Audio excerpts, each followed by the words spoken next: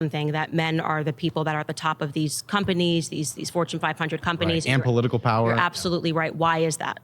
It's primarily because the women haven't broken the ceiling quite yet in terms of meeting men in terms of parity with these sort of powers. But what we've seen with the explosion of feminism is that women have actually begun to enter these companies, have risen into both political and economic positions of power. But that continues to grow year by year, which shows that these social pressures are actually breaking apart as soon as feminism comes into play. So what I would say is what that shows you is that women and men have different interests. And I think this gets into what I was saying, that just because you see a disparity does not mean that it's not just a disparity in what our interests are. That's what's being represented. I don't know why there has been this idea that women should want to aspire to work 80 hours a week in order to be on par with men. Do you think that interests are innate, or do you think I think the interests are innate. So why is it then that, for example, in the 1980s, only a quarter of college graduates were women, where now majority of college graduates are women? That shows that because of the way that social pressures have actually changed,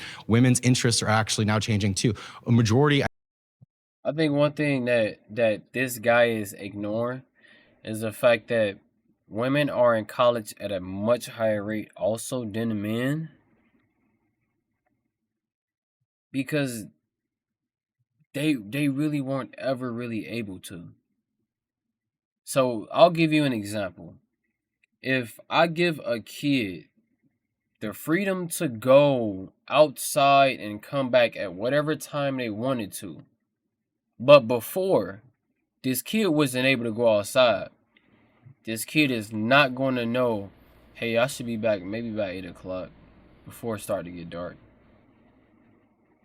Hey, maybe I shouldn't go over here because it'd take me too, you wouldn't know that, right? So with this situation, people don't understand. Back then with women, it's different. Candace always is having a conversation with people that are feminists. Okay?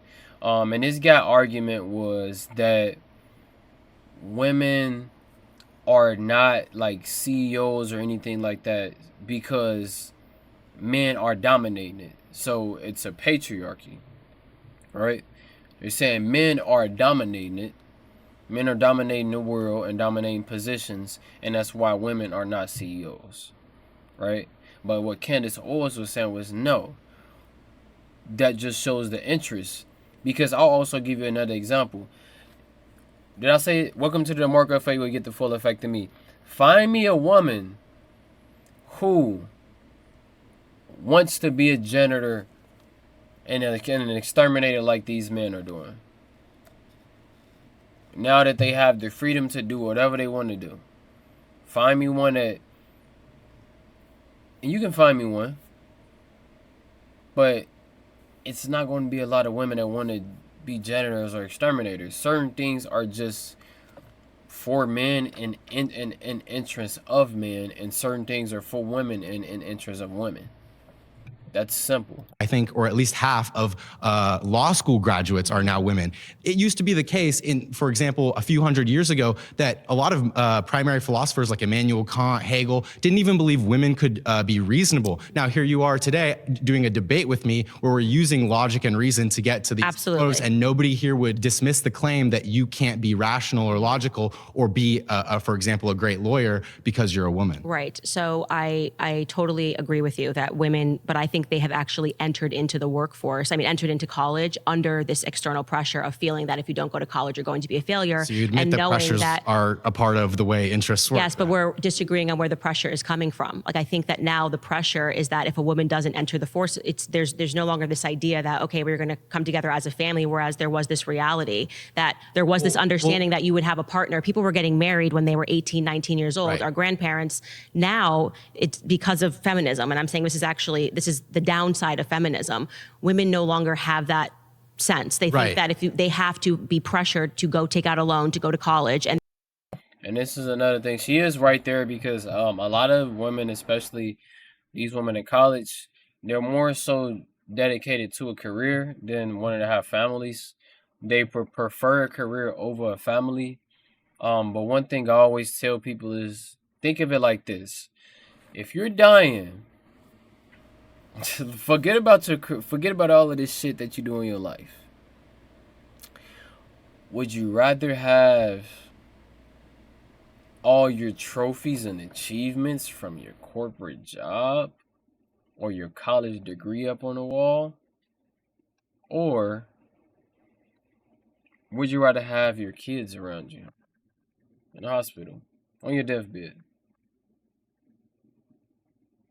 Because reports have came out that people prefer on their deathbed to see family around them than their achievements.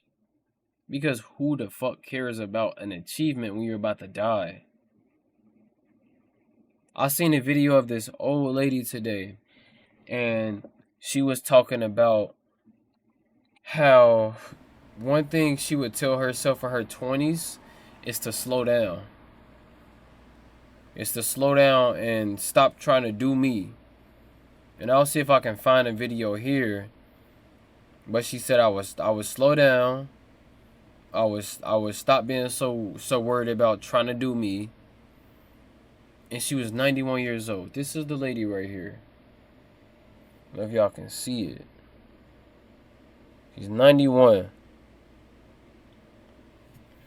And this whole feminist movement have tricked women into becoming more independent and more like men.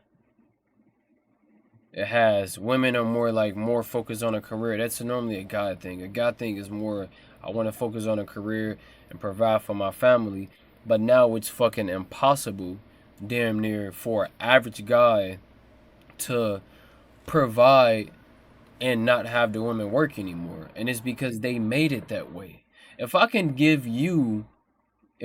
more people to work,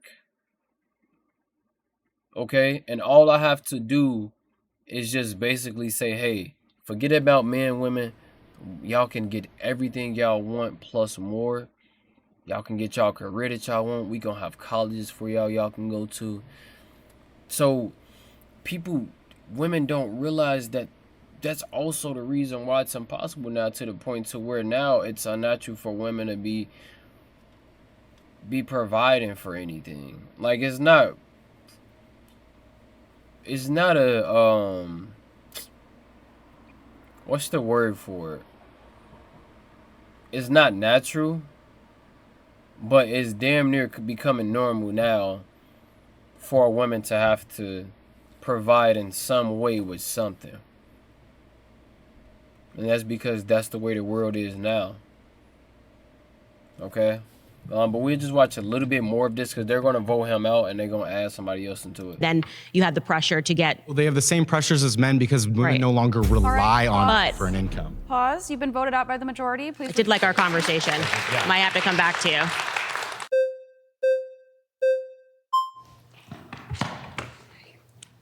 Hi, Owens. I'm Paris. Very nice to meet you. Nice to meet you. So can I explain to you why I believe we live in a patriarchy and why I believe we live in a society that's preferential to men?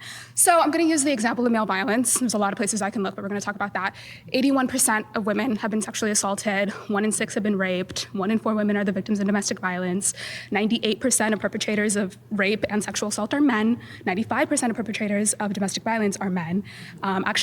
In regards to human trafficking, 70% of human trafficking victims are women.